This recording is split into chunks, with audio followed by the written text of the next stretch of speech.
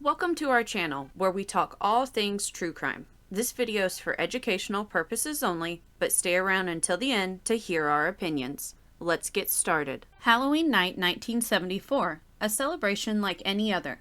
The night started off with Ronald O'Brien from Deer Park, Texas, and his wife taking their two children, Timothy and Elizabeth, trick-or-treating in a Pasadena, Texas neighborhood. O'Brien's neighbor and his two children accompanied them.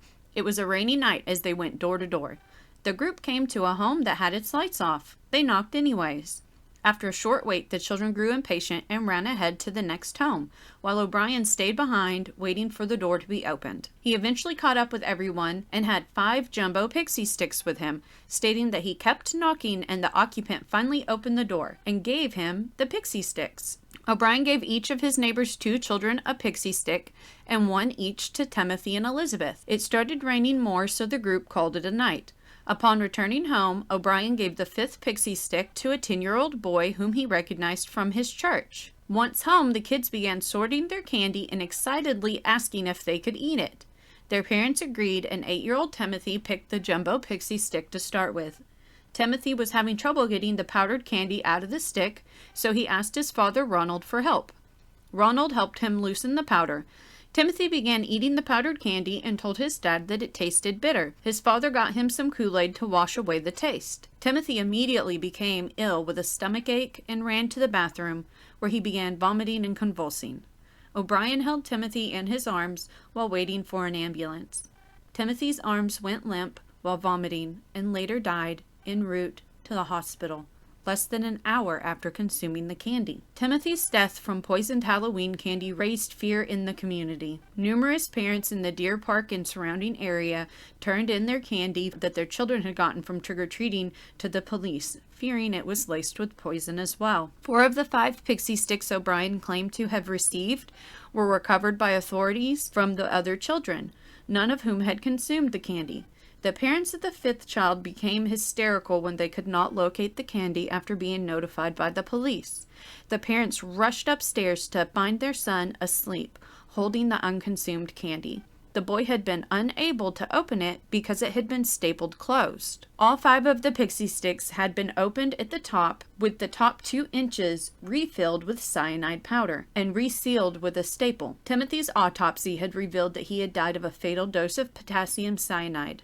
According to a pathologist who tested the pixie sticks, the candy consumed by Timothy contained enough cyanide to kill 2 adults, while the other 4 candies contained enough to kill 3 or 4 adults. O'Brien initially told the police he could not remember which house he got the pixie sticks from. Police became suspicious because O'Brien and his neighbor had only taken their children to homes on 2 streets because it had been raining.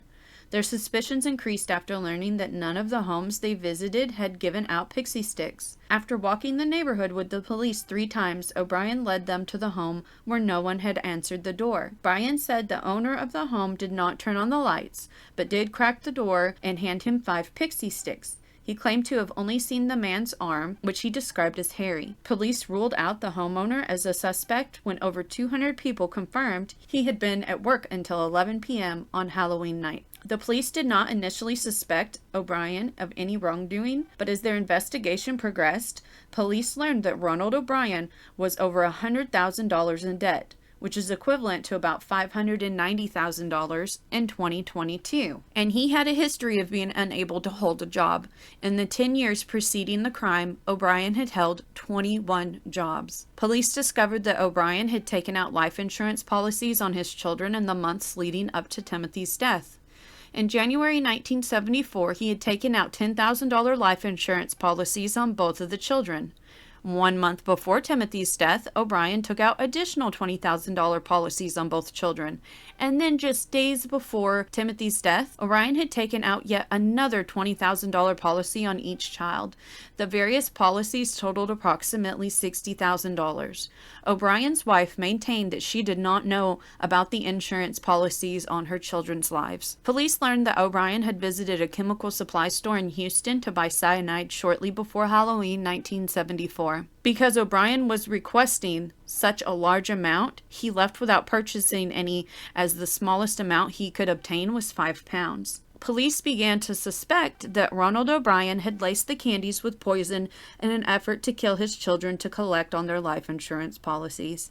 They believed he gave the other children poisoned candy in an effort to cover up his crime. Police repeatedly questioned O'Brien, but he maintained his innocence. Police also learned that on the morning after Timothy's death, O'Brien called his insurance company to inquire about collecting the policies he had taken out on his son. At the time of his arrest, he was suspected of theft at his job at Texas State Optical, where he was close to being fired. His car was about to be repossessed, and he had defaulted on several bank loans, and the family home had been foreclosed on. While O'Brien was never proved to have actually bought the poison, the circumstantial evidence was hugely against him. And not long after the trial started, he had been found guilty of 1 count of murder and 4 counts of attempted murder. O'Brien was sentenced to execution for his crimes. Since this event, Halloween safety was taken more seriously, with parents being taught how to properly inspect the candy before giving it to their children.